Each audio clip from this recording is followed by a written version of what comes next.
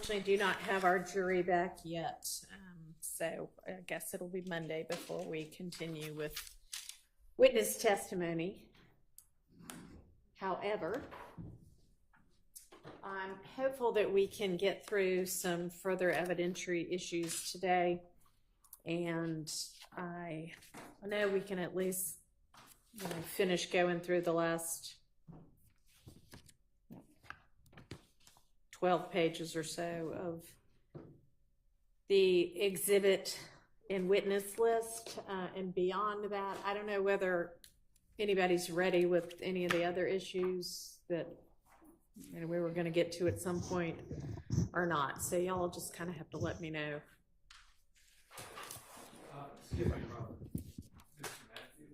Oh, sorry, y'all. When they tell me we're ready, and that everybody's here, I guess I should stop and actually look. Okay. Well.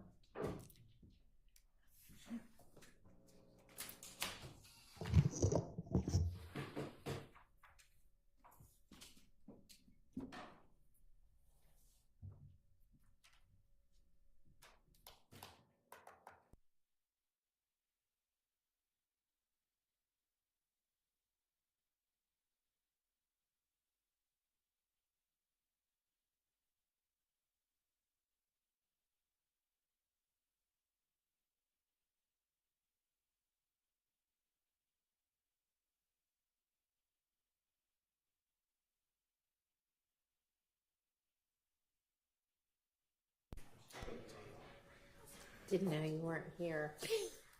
Came in because they said everybody's ready.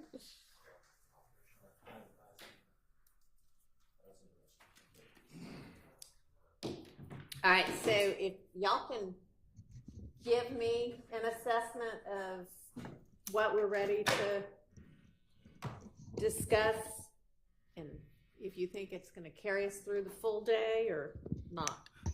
Good morning, Your Honor. Simone Hilton for the state. Given the instructions that we received on Wednesday, we're working through reducing the wiretap. We're working through the research on the case law that's due on Monday. Okay. But we are ready to go through the exhibits for the remaining witnesses from 61 all the way to the end. I believe that Dropbox was served approximately 2 weeks ago. I'll pull up the exact date in which it was served. And so we're ready to move forward. I don't know if that will carry us through the entirety of the day, but it is about 40-something witnesses that we could go through. Right. And on the defense side, anybody have anything in particular that you're thinking today would be a good day to discuss? Myself and Attorney Steele talked about this last night, and the only thing that we were thinking about was the wiretap, but it sounds like we're going to wait for the state to try to pare it down before we tackle that. So I think that's all we have. Okay. I would like to ask, Salvo court is open. I know I challenged the jail call of Mr. And by the way, good morning, Your Honor. Good morning, everyone. Morning. Arnold on January 10th, 2015. And there's some, I believe, on the next day that the state may seek to admit. And a lot of it is, in my opinion, irrelevant. I don't know if we're going to listen to those calls for this honorable court to pare down or if the state and I should get together. But there's a lot of talk about food and girls and things like that. In addition, and I'm not saying, you were interested, and I didn't say anything about Miss Morton being supposedly at the Texaco on the recording, and you said, oh, that may be enough for a conspiracy. I don't believe it is. I'd like to talk about that. But if you admit that,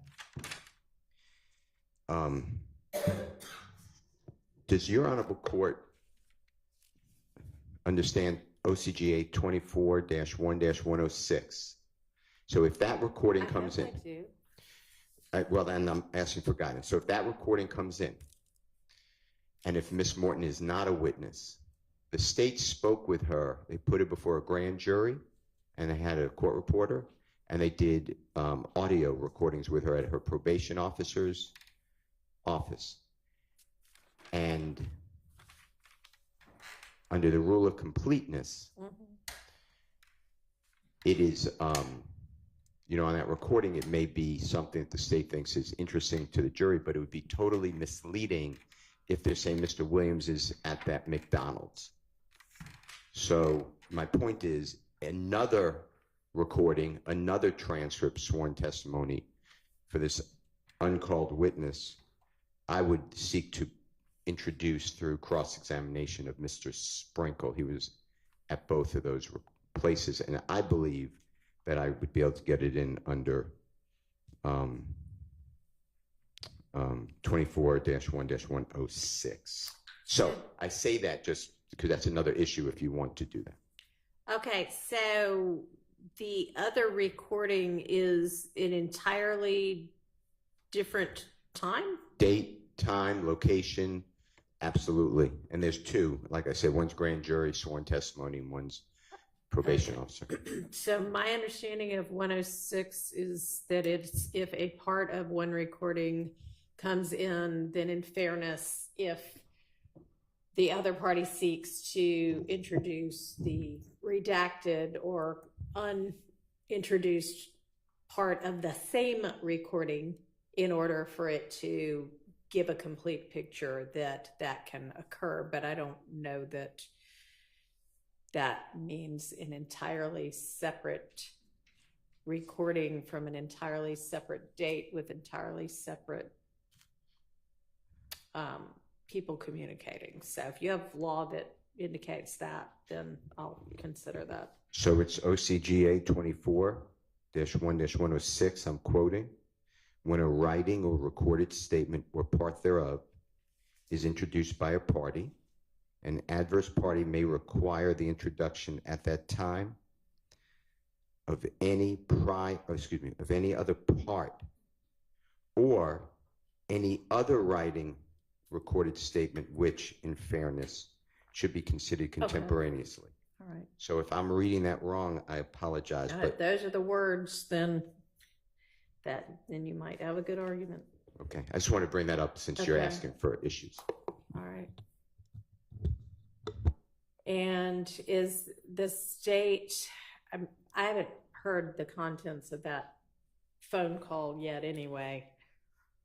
You're right. I think that we can discuss with Mr. Steele the parts that he's discussing. I believe that we can come to an agreement on what is not, the parts that are not relevant in that phone call. And if we can't come to an agreement, we can bring it to the court. But I think it's something we can deal with. I don't know that his objection is simply relevance. I think he has a relevance objection to parts of it, but he's saying other parts of it, if there is something potentially misleading and there are other recordings that establish, that it doesn't actually mean what it sounds like it means, then he would seek to introduce those other things that would clarify that. Yeah, so my understanding, if it's the call that I am thinking of, and if it's the call that was discussed yesterday, and I would need to listen to it again, I believe there's an inference as to Mr. Kendrick. I believe that in that call, and if it's the same call, and I'll need to just confirm that Mr. Bradford or Mr. Arnold calls Mr. Bradford while he's in custody, and at a portion, Mr. Bradford is with Bushi. Mr. Arnold asked Mr. Bradford, where is Yak? And Mr. Arnold responds, we're waiting for him. Mr. Bradford or Bushi, Ms. Morton, says we're waiting for him. And they were talking about Yak Gotti. So I don't know. I will need to listen again and see if there's any other reference to Mr. Williams, and I will listen again to make sure. But my understanding is, and if this is the call that that was discussed yesterday, then I need to listen again and see if there's a reference to Mr. Williams and being at the McDonald's, because my understanding is of the call is a little different, which is the only reference is Mr. Then y'all just Kendrick. Take another listen to it and get together on that. Yes, John. All right, and y'all can present if you resolve, great. If not, we'll present whatever the issue is after y'all both had an opportunity to listen to that, and if necessary, whatever part of the grand jury recording might then be relevant. And excuse me, Your Honor, and I apologize, since I wasn't here yesterday. Are we still litigating whether that call comes in? Yes, we haven't made any kind of determination about that. Okay. In fact, Mr. Howell, I think, asked that we hold off until you were present. So we just sort of, mapped out broadly what the issues might be, but we haven't listened to the call or made any kind of determinations about it. Thank you, Your And Honor. it sounds like we'll hold off on that for a little while anyway, and it may or may not end up being necessary to litigate anything about it. Thank you. Okay. All right, so do we think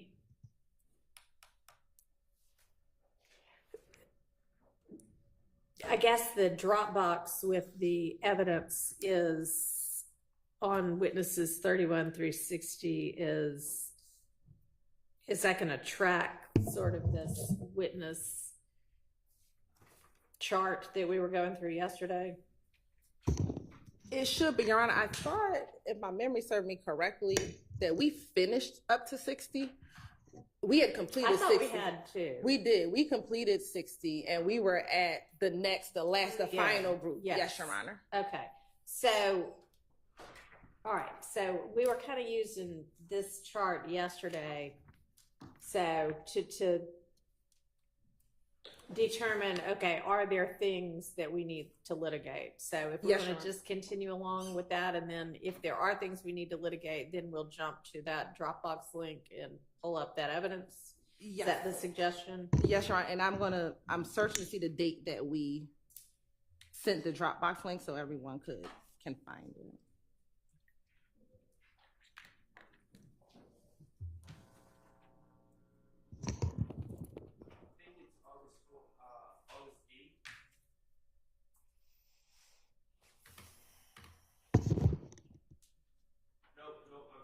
That's the one that you guys added.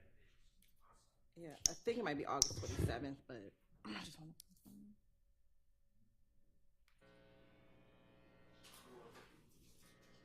Yes, it's going to be on August 20th.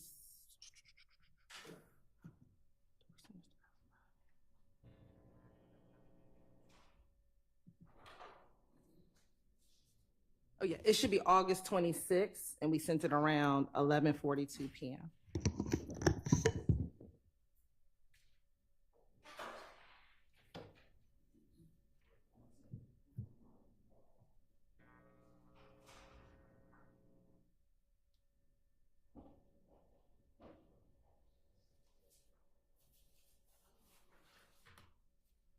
And if it's not.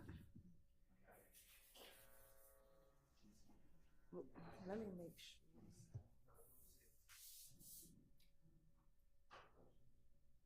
Okay, I don't think that's the right one. Your Honor.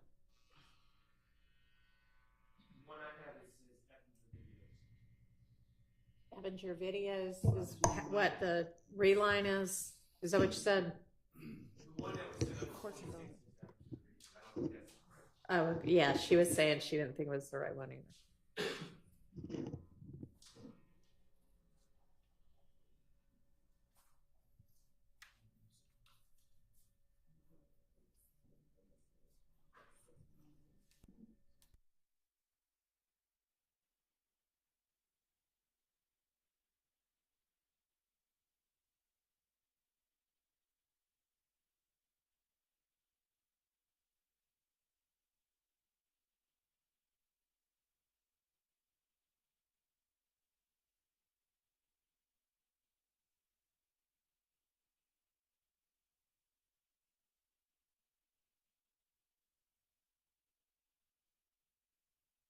This thing is to just resend it.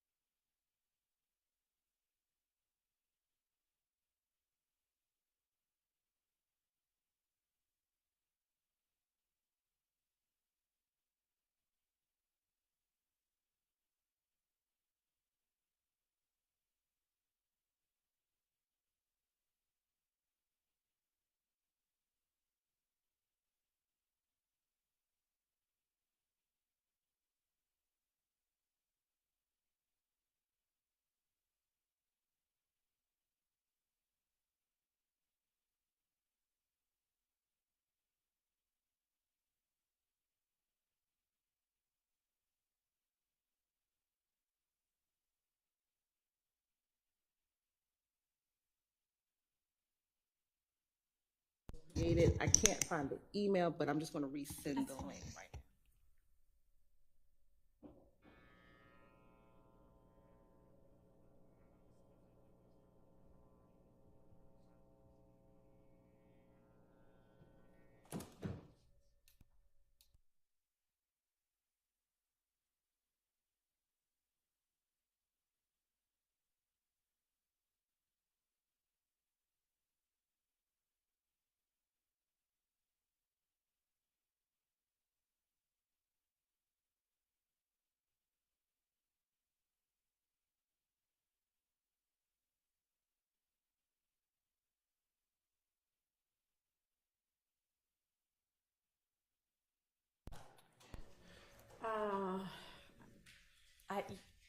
Yeah, if you don't mind. Okay. I just sent it, so it should be coming soon. Yes, yes.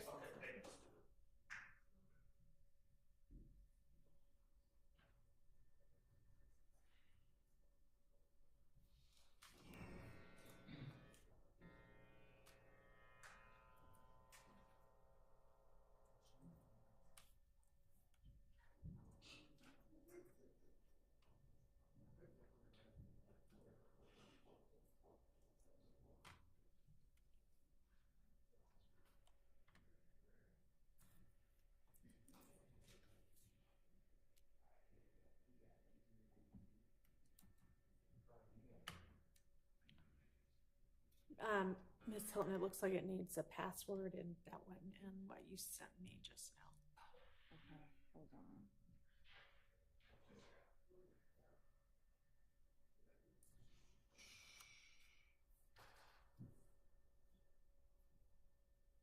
I don't think it's in what you sent anybody. Okay. Because Ms. Pursfield just forwarded what you sent. So I think we'll all need that as well. All right. Hold on. My Dropbox link savviness isn't.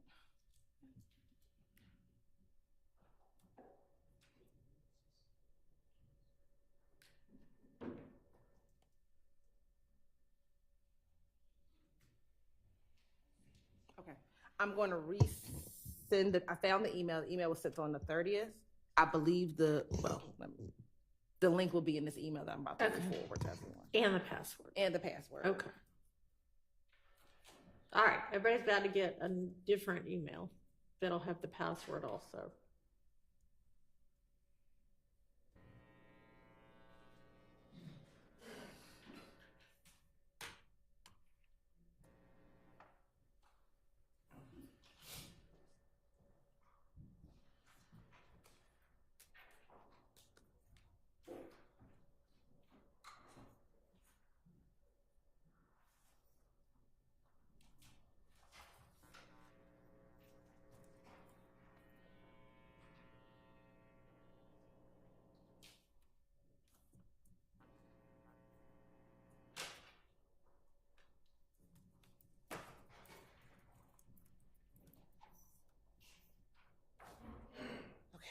I just forwarded you.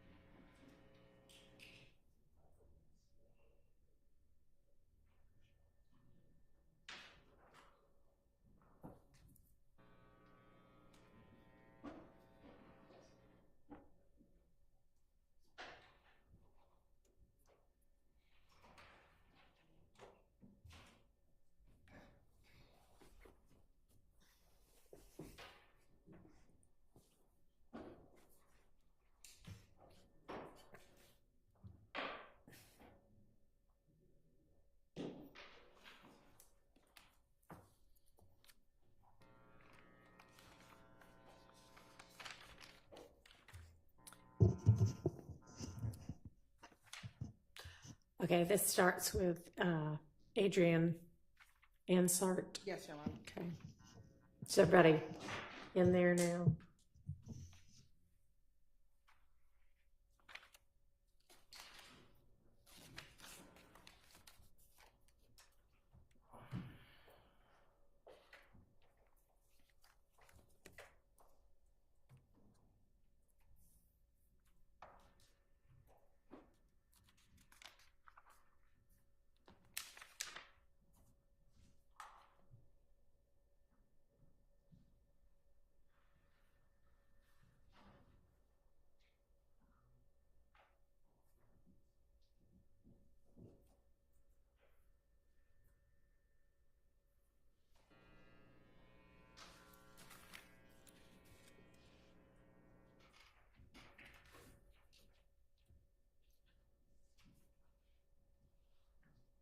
Does everybody have the Dropbox link up?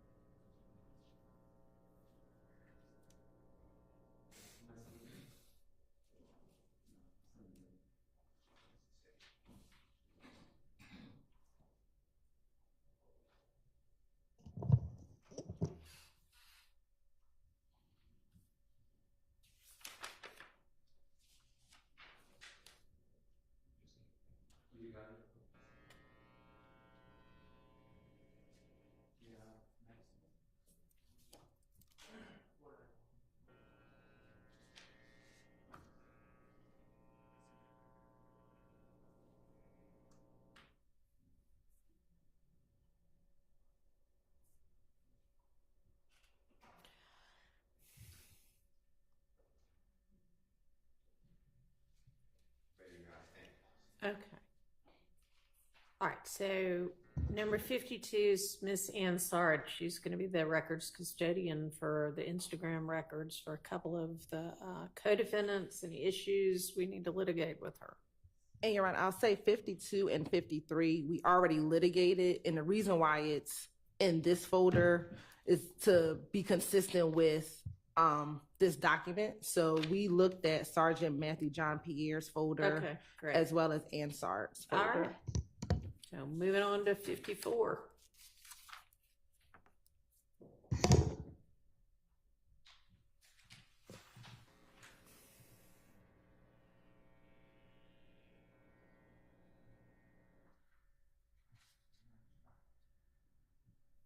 Anything?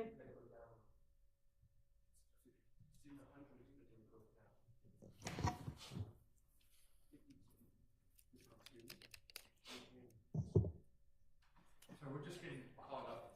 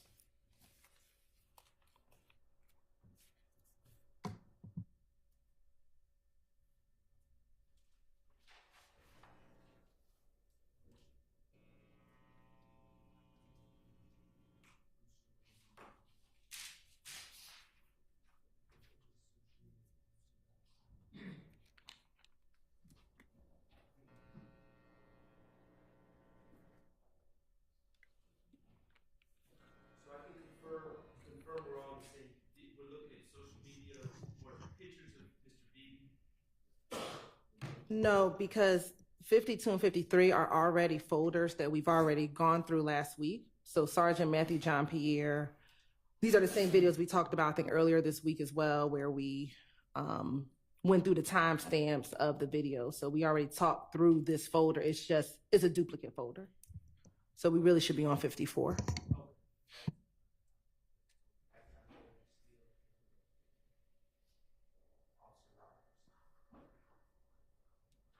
All right, so if everybody will open folder 54 for Officer Rogers and tell me whether there are any issues in the evidence contained within that folder.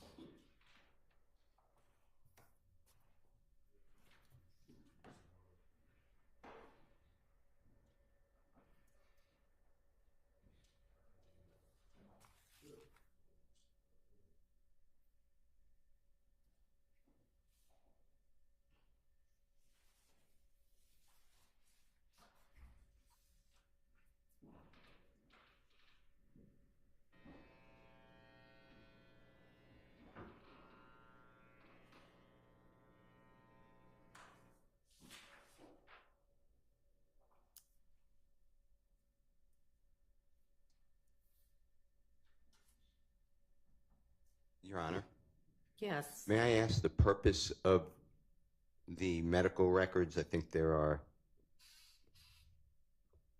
pages 1 through 108, I believe, or maybe 5 through 108. Yeah, we might not get into the medical records. We probably won't get into the medical records, but because they are Officer Rogers' records, we included them in the folder. We believe his testimony would be sufficient. We don't intend on calling a doctor. However, we just included it within the folder because it related to Officer Rogers. Okay, so those, you probably wouldn't tender those anyway, and if you did, they most likely would not go out to the jury. Yes, Your Honor. Probably wouldn't be displayed. Okay, is that sufficient? Okay, and looks like there's probably about 3 hours of body cam. My understanding of the body cam is at least a portion of it contains the actual altercation between Officer Rogers and Mr. Eppinger, which I understand, but is there any other purpose of the body cam that they would be seeking to introduce in this case, or the state would be introducing in this case? So the portion of the various body cams that the state intends to introduce, one, yes, the interaction between Officer Rogers and Mr. Eppinger, then portion of the interaction between Sergeant Johnson and Mr. Eppinger, and then a portion of the apprehension of Mr. Eppinger. But that probably in total is less than an hour. I would think if it totals 30 minutes, but it's probably only about an hour total of all the different body cams in this case. At some point, can we just get the times that you're seeking to introduce? Do you have those now? I don't have them now, but it's quickly for me to get them. If not by the end of the day, I can definitely get it to them by early next week. The various timestamps and the various body cam videos. Okay. All right, so you'll get them the timestamps so that they'll know if they feel like that's the reasonable and relevant portions or something more than that.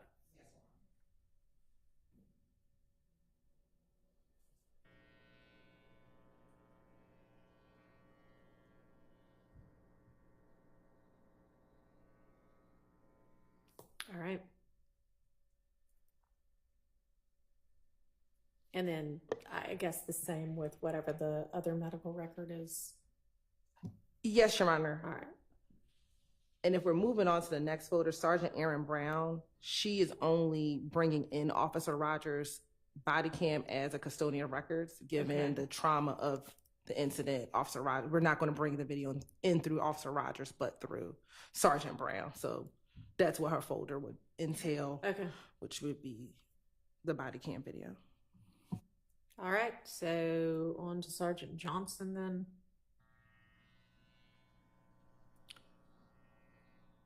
What all is this? So that is the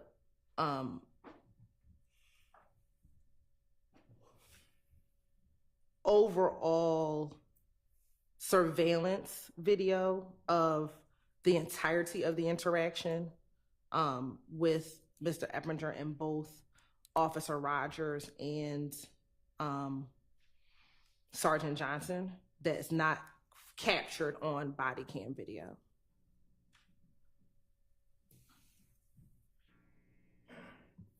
All right, and so we'd only be watching whatever parts we wouldn't have otherwise seen. Yes, Your Honor, and we'll get those timestamps as well.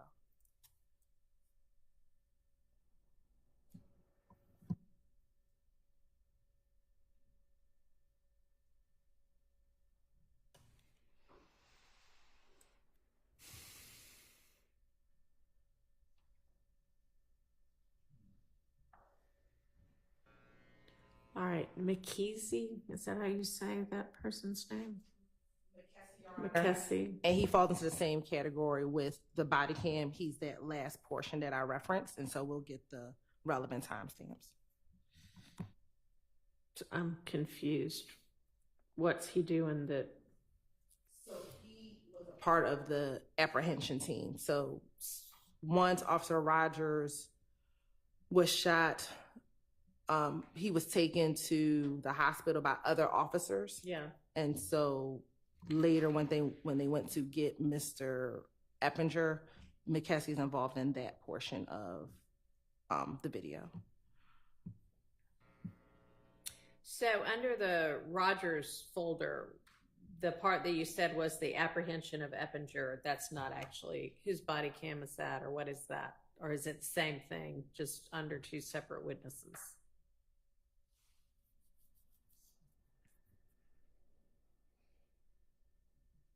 I mean, you had mentioned with the Rogers file, the interaction with Eppinger, Johnson's interaction with Eppinger, and then the apprehension of Eppinger. So is that actually going to be coming in through McKessie, the apprehension part? The apprehension part is coming through McKessie, but what we've done is all the body cams are in one evidence.com folder. And so we... All right, so but that's the same thing in two different folders. Okay. Yes, Your Honor. All right, so you'll get us those timestamps. All right, then we move to Captain Wofford. And what's this about? So Captain Wofford, yes, okay. That is the surveillance video for the stabbing of Mr. Rayshawn Bennett. And it shows the entirety of that interaction between Mr. Myrick and Mr. Bennett. When you say surveillance, I'm seeing, correct me if I'm wrong, Captain Wofford is the gentleman who came in. Captain Wofford is the gentleman who came into the pod after the altercation and was wearing the body cam? Yes, but he's also able to serve as the custodian of the Pelco system, which is the jail surveillance system. Okay, but the in this folder, the Axon stuff, that's Captain Wofford's. Yes. Okay.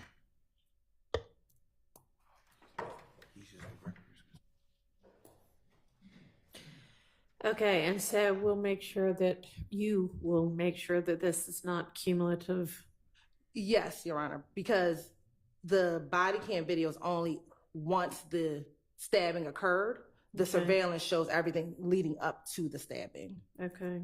And Your Honor, my other concern now, I'm going off of my prior review of this, my recollection and belief is that Mr. Bennett on these body cams doesn't say a whole lot, but at this point, my understanding certainly is Mr. Bennett is not testifying in this case. So I just think we have to, and I'm going to ask the state to make sure that anything that they seek to introduce to these body cams does not contain testimonial statements concerning the events that had occurred. Yes, I think what's on the video, we would argue would be excited utterances, because it's a lot of once he was stabbed. I don't believe he made any statements to the police regarding who did it. And so our intentions would not be to introduce anything like that. It'll be primarily once he's apprehended, more of the excited utterances and present sense impression of Mr. Bennett at that time. All right. Well, so I guess you need to make sure of that. Right. I don't. And it may be that you think it's one thing and they think it's another. So we might need a little more specificity about what's coming in. I don't recall him saying too much, but he was definitely being spoken to and asked questions by law enforcement about what happened. So anything he said from our stance would be testimonial. But I don't recall at this time him making any statements. But Your Honor, we can look at it and talk about it and see if we can come to an agreement. And if not, we can bring it to the court's attention. But I think it's something that we could resolve short of having to have the court intervention. Okay. I mean, these things like the disciplinary hearing dispositions and things, those are just in there because maybe somebody might need to refresh their recollection about them or something. I mean, yes, Your Honor, these aren't things we intend to introduce, especially if Mr. Bennett is not going to testify. If he ends up, then that'll be a different story for a different day. But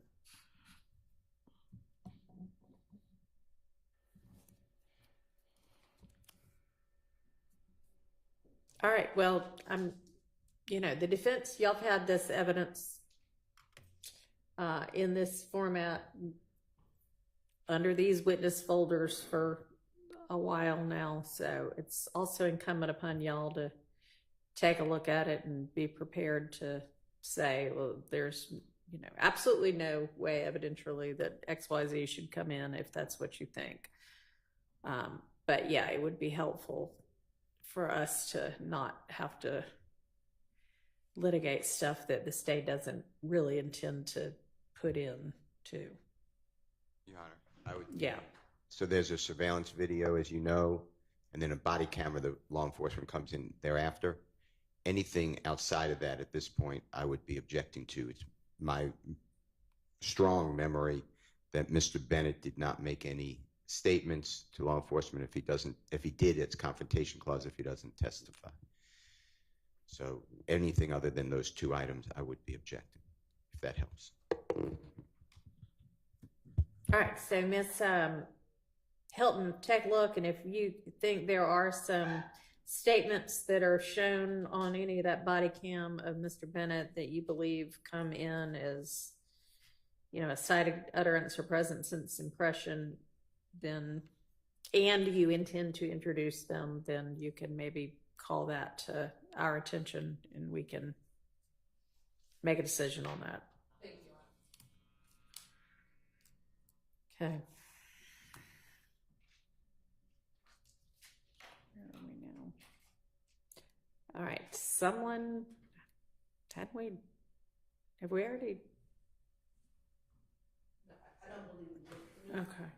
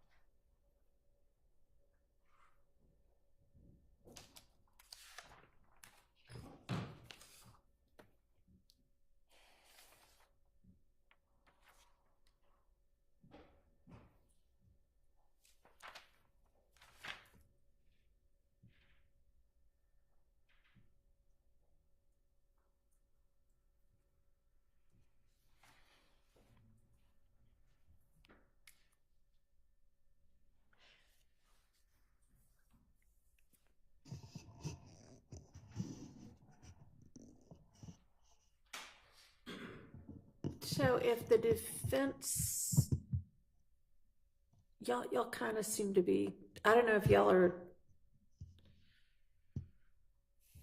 I don't want us to be doing a real-time evaluation of this amount of evidence. If we're ready to litigate these things, great. But if we're not, y'all just let me know that.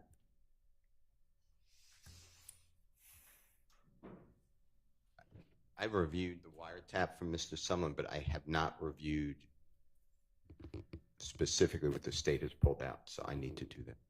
Okay. Is that kind of true for everybody? Yes. But Okay. could I ask one question? Yes. In this folder that appears to be a bunch of audio files, the first folder under Sumlin, am I correct in my belief that that is all the calls from the wiretap that you all seek to introduce at this time? No. So these are the calls from the wiretap, primarily looking at the ones that we identified for the co-conspirator statement. So some of these will probably be reduced by the co-conspirator statements once we reduce those as well. But this is just a duplicate of that folder. Understood. So it may shrink. Yes. And we would have identified all the Sumlin calls once we finish with the co-conspirator analysis.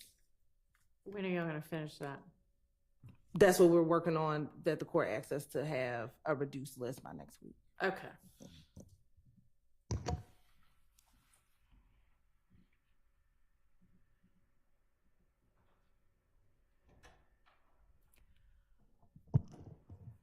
So do y'all maybe want to take today to work together and or separately on a whole lot more of this stuff? Okay. Yes, I think that would be beneficial, Your Honor, and productive. All right. So I don't want y'all to leave and go home and do something else. I want y'all to stay here and work. Okay. Yes. All right. So stay in the courtroom, or can we stay in our office and work? You know, I mean, whatever is easier. If it's easier to sit here together and say, you know, things like you've been saying. So, hey, I'm looking at this. Is this what it is? And is this going to be the entirety of it? Or are you going to narrow it down? Or what are the timestamps? I mean, it might be a good idea to just sort of, and the defendants can go back, but the attorneys sort of, you know, review evidence together. Yes.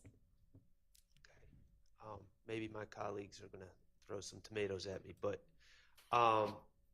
if the defense attorneys could maybe take a certain amount of time in our little side office and go through, and then maybe either all of us or some representatives could meet with the state at some point today and discuss where we're at. But as I understand it, the information that we would be reviewing on our own would be the contents of this Dropbox minus the wiretap stuff.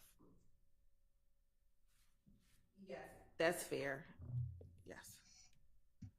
And we're not going to watch as a group that all the Axon folders. We're going to wait for you all to give us direction on the timestamps on the body cam stuff. Yes. All right, and I don't mean just this folder. I mean folders, you know, whatever this is, 52 through 103. I meant the Dropbox. Yes. The entire Dropbox. Okay. Yeah. And to the extent, I mean, we didn't have the Dropbox for 31 through 60 up yesterday when we were walking through those witnesses. We were doing something more general than that. But when y'all get through all of this through 103, if you want to jump back and just make sure we covered everything on those others, you know, do that as well. But then I think maybe the next time we get together, it'll be more productive. Okay. So I'm going to adjourn us from our trial for the day, and the defendants can be returned unless y'all feel like you need them. But it doesn't, this seems more like attorney work to me. Y'all tell me if I'm wrong.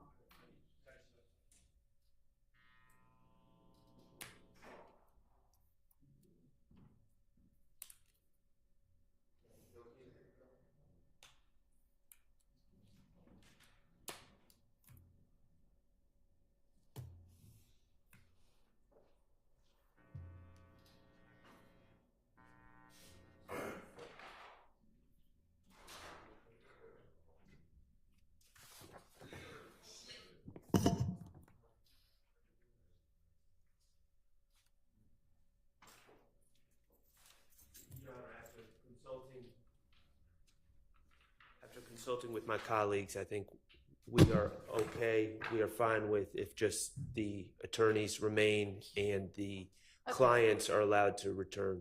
Okay. Back. All right, so let's do that. And then today's Friday, so we will reconvene, let's say, Monday at 8:45. All right, and y'all spend the day being productive and with your unexpected extra time. All right, you're welcome. And so will we be able to leave?